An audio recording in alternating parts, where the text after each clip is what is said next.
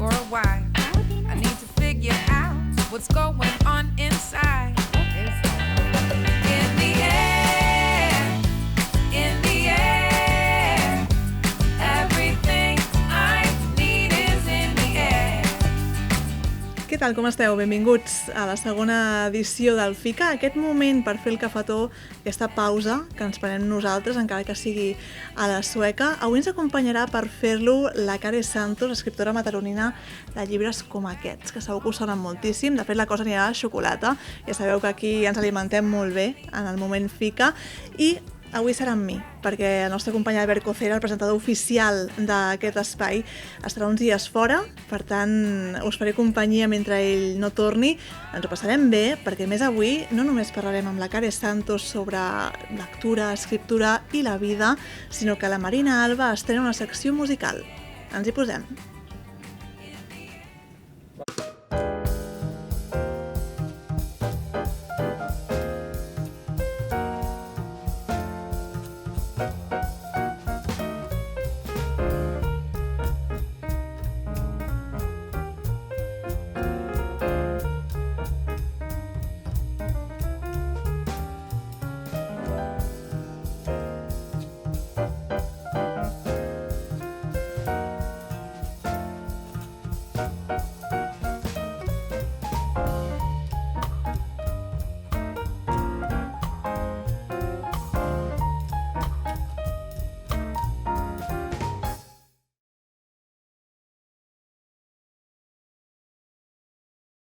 Doncs ens hi posem. És moment de fer aquest FICA, aquesta petita pausa per un cafè, per un pastisset, amb la companyia de Petit Delis i amb la companyia de Care Santos. Com estàs? Molt bé, encantada d'estar aquí amb tu. Benvinguda. T'anava a presentar com a escriptora mataronina perquè jo crec que ens omplim molt la boca d'orgull quan parlem de tu ànim on ànim. T'hi sents? A mi m'encanta, sí, clar que m'hi sento. Soc nascuda aquí, al carrer La Pan, a més, al que era la Clínica Aliança, i he viscut aquí molts anys de la meva vida i ara hi torno a viure. Vaig passar uns anys com d'infidelitat barcelonina, però hi torno a viure. I em fa moltíssima il·lusió, doncs, no només que em reivindiqueu com a escriptora mataronina, sinó quan de vegades em trobo gent pel carrer que em diu que està llegint alguna novel·la meva o que em renyen, que a vegades també em passa. Em renyen? Em renyen. Una vegada un senyor em va dir, escolta, nena, era un senyor gran, em va fer molta il·lusió que em digués nena, la meva dona des de que et llegeix a tu no em fa el sopar.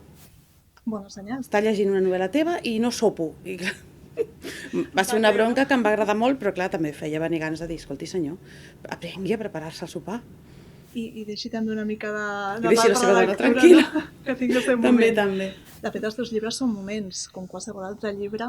No sé si tu tens alguna cosa pendent a la tauleta de nit, ara mateix. Ara mateix la meva tauleta de nit és un caos perquè se m'han apilonat totes les lectures d'estiu que encara no havia pogut acabar, i estic ja amb una documentació per una futura novel·la. Llavors ja tinc les novetats de tardor i aviat tindré les d'hivern.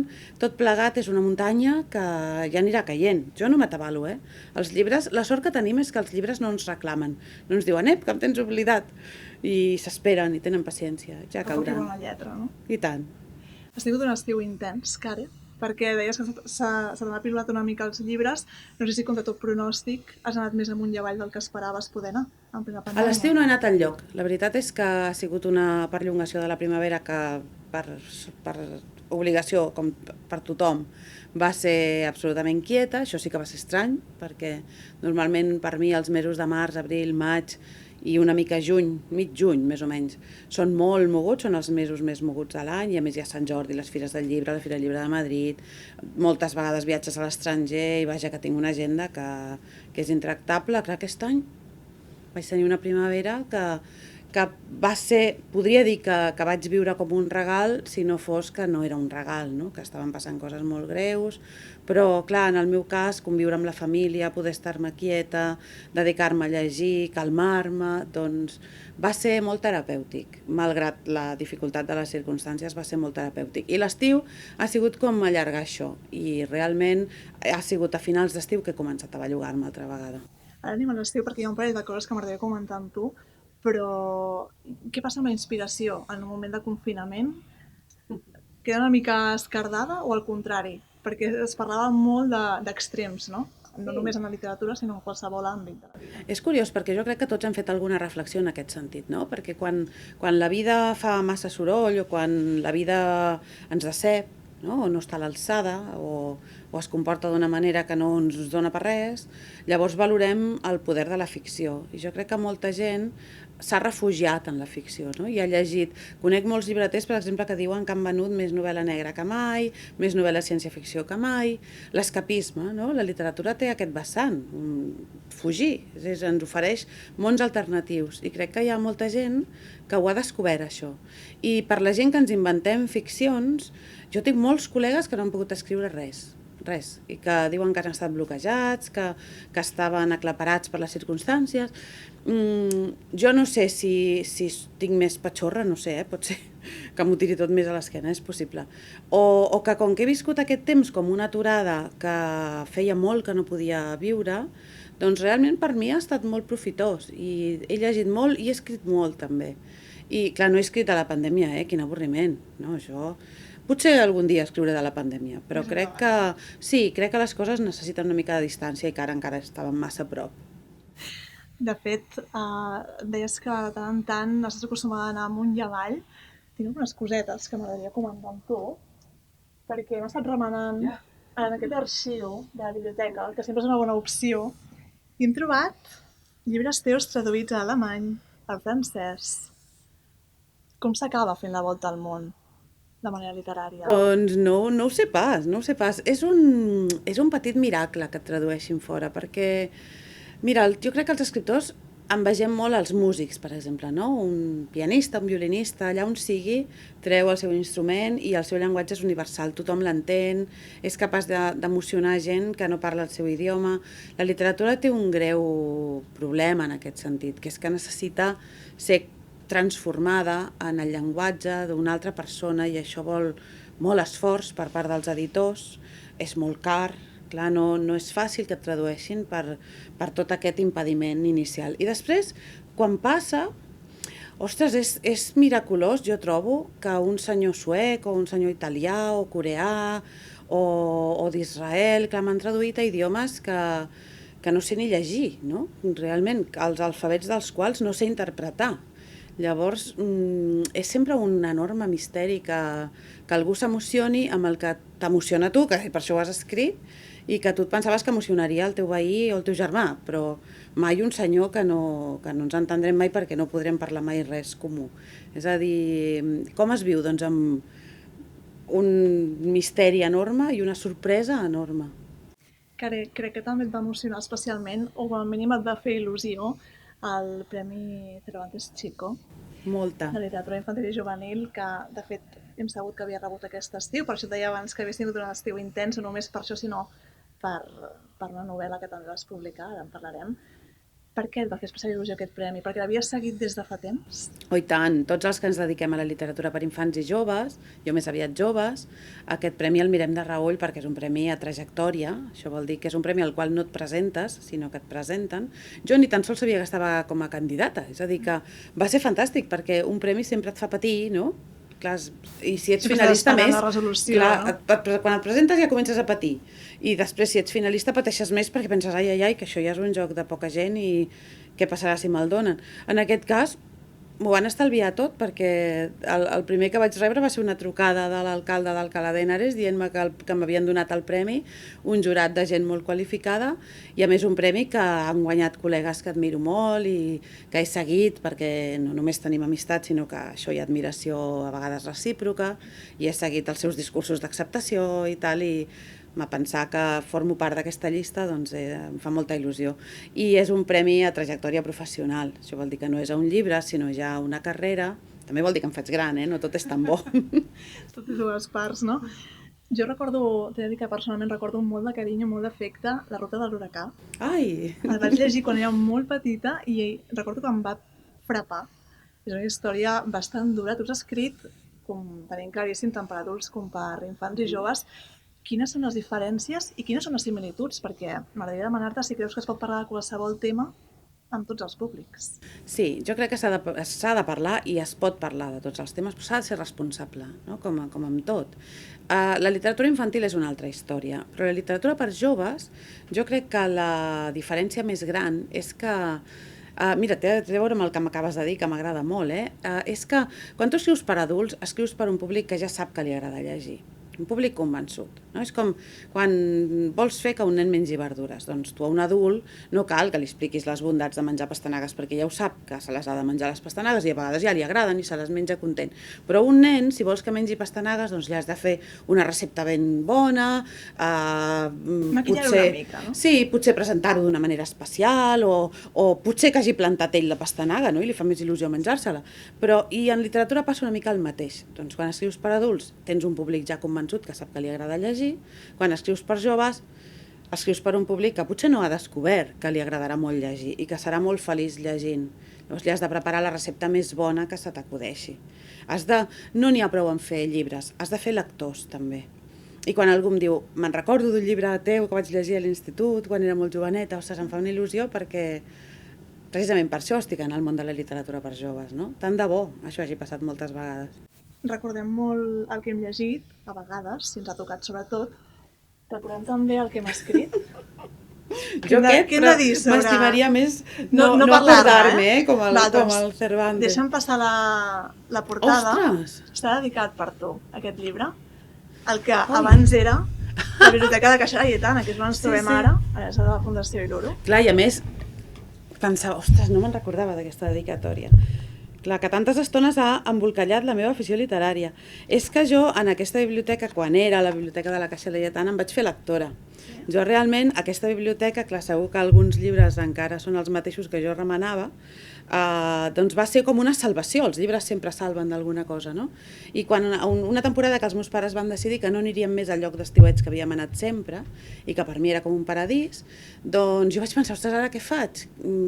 De cop era un estiu horrorós, no? De la llibertat dels meus estius a la platja, de cop era un estiu de ciutat, el recordo sempre gris, segur que no va ser tan gris, però el recordo gris i trist, i el que vaig fer va ser buscar la salvació a la biblioteca de la llavors Caixa Laietana, que estava a la plaça de Santa Anna, s'entrava pel carrer de Santa Teresa, i jo arribava allà abans que la bibliotecària, cada dia, en horari de bibliotecària, diguéssim. I vaig estiuejar allà, sí, em vaig passar l'estiu, i va ser l'inici de la meva vida com a lectora, perquè crec que vaig fer aquests descobriments tan importants que es fan fora de casa. A casa meva hi havia llibres, perquè tant el meu pare com la meva mare eren lectors, la mare encara ho és.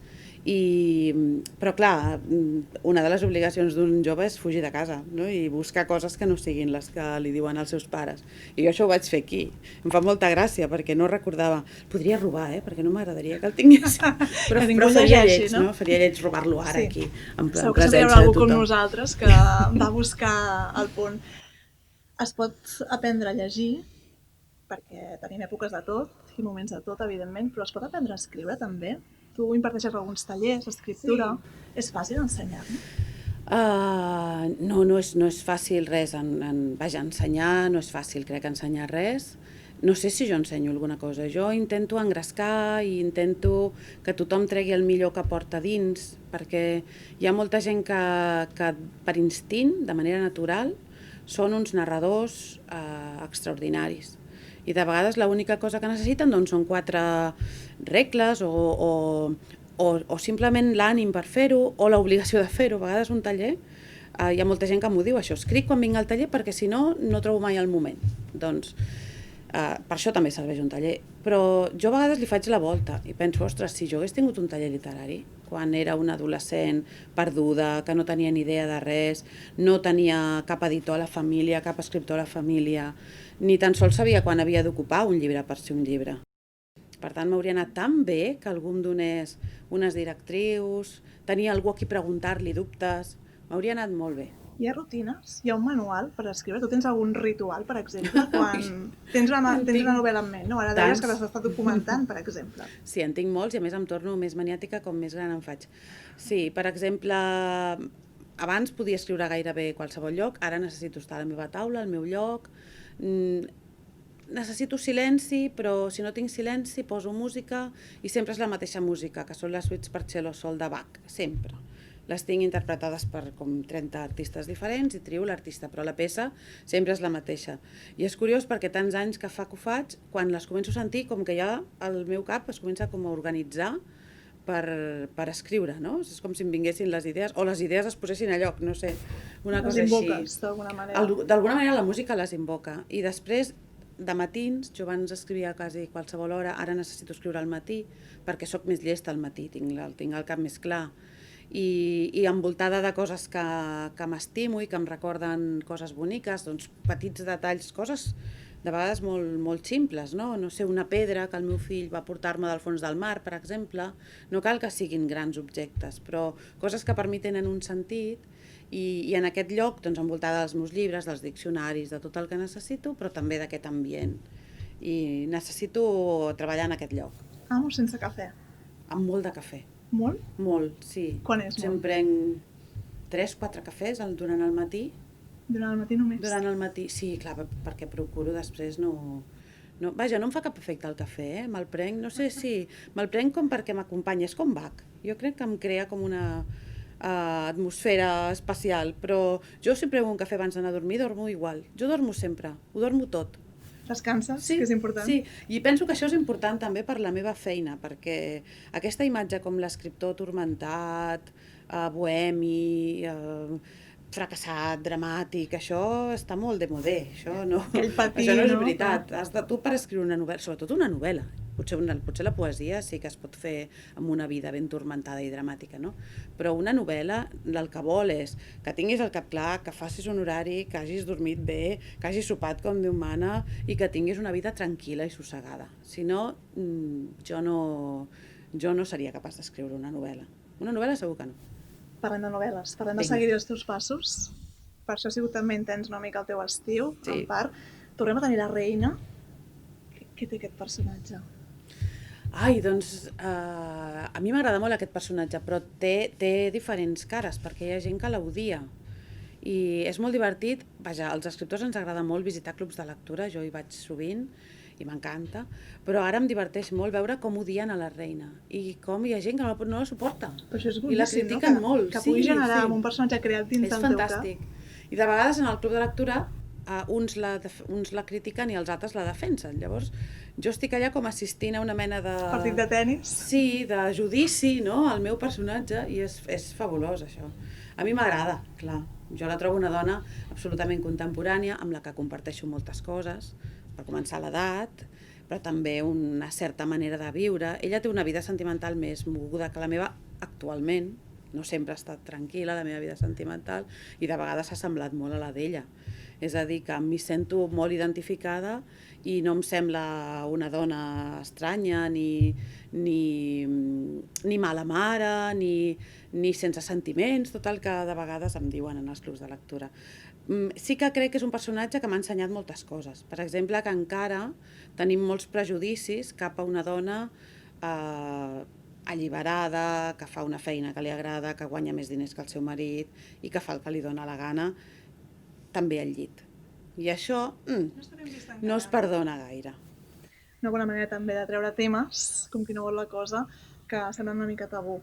Com portes la música? Sabem què et poses per escriure, però en general t'agrada la música? M'encanta la música. Sí? Sí, doncs tinc uns gustos molt eclèctics. Vam passar a la Marina, perquè ha preparat alguna mena de joc. Marina, vine cap aquí amb nosaltres. Bona tarda.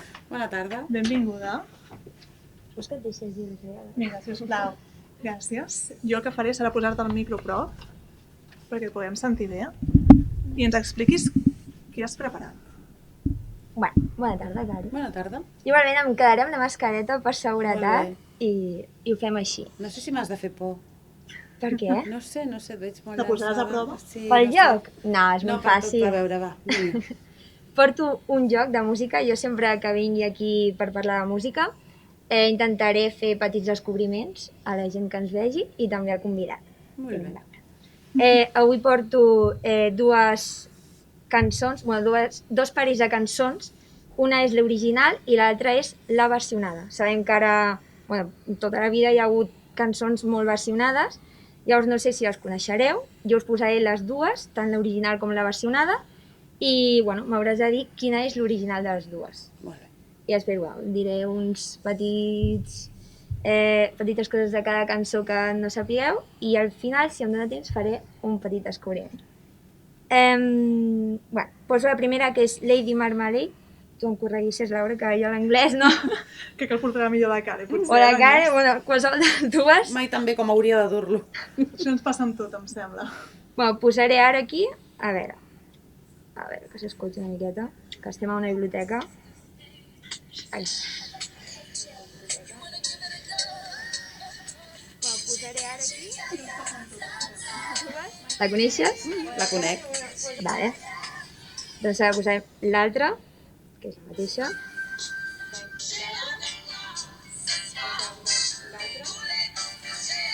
I he de saber si la primera o la segona són l'original. Sí, quina de les dues és l'original? Jo diria la segona. Molt bé. Sí, és la segona. Ah, Coneixes per- el grup? per oïda. No. És Patti LaBelle, bueno, el grup és LaBelle, que són 3 noies. Aquesta cançó va sortir al 1973 i al final es va fer més exitosa la segona, o sigui, la versionada, que es va fer per la banda sonora de Moulin Rouge, que es va estrenar el 2001. Era bueno. escriptors bohemis que tenen una mica de bloqueig, em sembla. I al final, doncs això, va ser més exitosa la versionada que l'original. És una llàstima, perquè a mi personalment m'agrada més l'original. Sí, gairebé sempre, Tot i que Moulin Rouge té bones No, adaptacions. sí. Però bueno, aquesta és la primera, és encertada. Que bé. Genial. Doncs, L'encerta l'ensapego una mica, a veure, tu la coneixies, Laura? Jo l'original no la coneixia, jo tenia Original. la Moulin Rouge aquí Jo en també. ment, però... Pues va, vamos a la segona. Ah, oi, sí.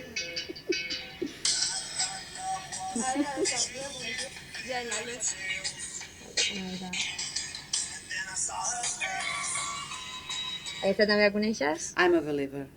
Sí. Molt bé. Doncs a la segona. Sí. Aquesta també la coneixes? Aquesta jugo amb avantatge. Si voleu us explicaré per què. L'original és aquesta segona i la primera és la versió de Shrek. I jugo amb molt avantatge perquè el meu fill petit la ballava movent molt el cul i feia tanta gràcia, ens la sabíem tots i ens sabíem ja tots la coreografia perquè a més ens animava molt. Hi ha molts fans, El meu de fill em Shrek. matarà quan senti que he dit això, però espero que Ha no ho passat senti. molts anys, no passa Sí, res. perquè ara té 15 anys i estem en un moment delicat, diguéssim. Però era tan mono i tinc vídeos que ho demostren. I de tant en tant els posem i ell s'emprenya moltíssim. Doncs Però aquesta, clar, me la sé molt. la segona... Com es diu el teu fill? perdó? Àlex. Doncs l'Àlex segur que quan sigui més gran no té cap problema. Però aquesta cançó per mi és l'Àlex. L'Àlex movent molt el cul. Doncs mira que bé, jo no ho sabia. Doncs aquesta, la segona, o sigui, la versionada, no va ser més... O sigui, no va triomfar més que la primera, o sigui, que l'original, però tothom la coneixem per la pel·lícula de Per la Shrek. pel·li de Shrek. Sí, sí. I a més, en aquest cas sí que crec que és millor la versionada que l'original, perquè té un ritme que a l'original li falta. Però són molt semblants, eh? Jo les vaig escoltar, perquè l'original no la coneixia tampoc. Tu la coneixies, l'original? I el grup també? Sí, El grup també? sí, el grup també. Jo no ho sabia, però són molt semblants, sí, però és millor. Bueno, la segona és com més animada. Sí. Bueno, doncs tinc temps, Molt bé, ja ha acabat. Si han encertat les dues, No sóc molt melòmana, No? No. si ho arribes I no a saber... recordo mai els grups, sóc un desastre. Tinc un marit que ho sap sempre tot i a vegades em diu, però com pot ser? Això és quan érem adolescents. I jo, no sé, devia tenir Em altra sona. feina jo quan érem adolescents, perquè no... Quan he escoltat lo de Bach, dic, hauria d'haver portat un joc relacionat amb la música clàssica. No ho sabia. Mira que tinc investigat, una miqueta. Sí. Però de música no hi havia res. Si algú troba el meu mòbil, allò que portem la música al mòbil, si un dia perdo el mòbil i algú el troba, es pensarà que sóc boja, perquè porto Tens de Spotify? tot. No tinc No? Spotify. Tinc una barreja de músiques, perquè m'agrada molt el musical de Broadway, per exemple, m'agrada molt l'òpera, però m'agrada la copla, i tinc els Pets, i tinc, doncs això, I'm a Believer, i tot de Això coses. és el millor, escoltar, I clar, tu. si algú el veu dirà, però això, què és això? No sabrà si sóc gran, vella, molt jove, molt boja, molt... Mira, així En fi. despistes una mica. Sí, sempre va bé, totalment. no? Bueno, ara m'heu de dir si tinc temps d'una recomanació. Sí? Preguntem-ho, té temps? Doncs mira, jo voldré portar, cada cop que vingui també, una cançó que jo descobreixi el mateix divendres, com això s'emetrà cada divendres. Ah, m'encanta. Jo sí que sóc molt fan de Spotify, perquè amb Spotify descobreixo molta música, i hi ha una playlist que es diu Novedades, i t'arriben novetats a cada divendres. O sigui, cada divendres hi ha novetats noves de música. I ara porto una cançó que és antiga, però fan això de remasterització, i m'ha encantat perquè la cantant Ella Fitzgerald, la coneixes? Sí, clar. I m'encanta, i aquesta cançó doncs, l'he escoltat avui i ha sigut com, mira, a veure, si la gent no la coneix, ni la cançó ni la cantant, doncs la porto, que la pugui escoltar tothom. La cançó es diu Taking a Chance on Love. Sí, és un clàssicàs. Això m'encanta, Ella Fitzgerald. I ara quan vingui el Nadal, les cançons que fa el Nadal... Tu la coneixies, Ella Fitzgerald?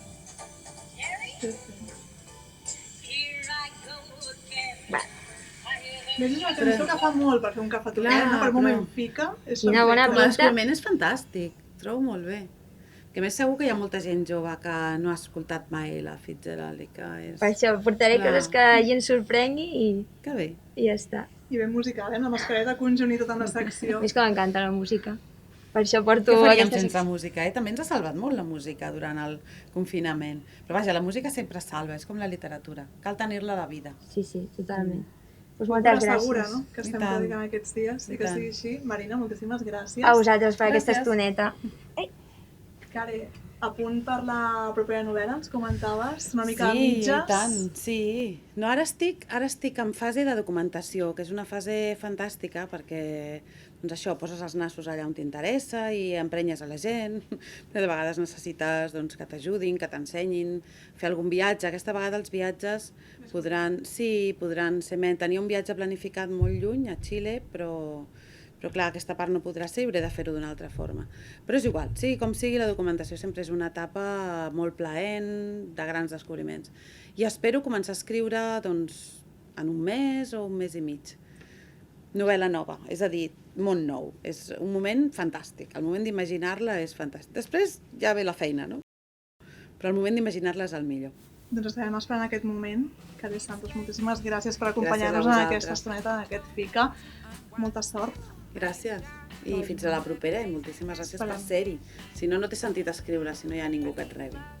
I al revés, pels actors tampoc té sentit llegir si no hi ha ningú que es preocupi per explicar-los històries, així que Pot ser, molt bon camí. Gràcies, Care. igualment. Nosaltres ho deixem aquí. Ara tenim feina per fer, la Care i jo, així que ens trobem la setmana que ve al proper FICA. Que vagi molt bé i gràcies.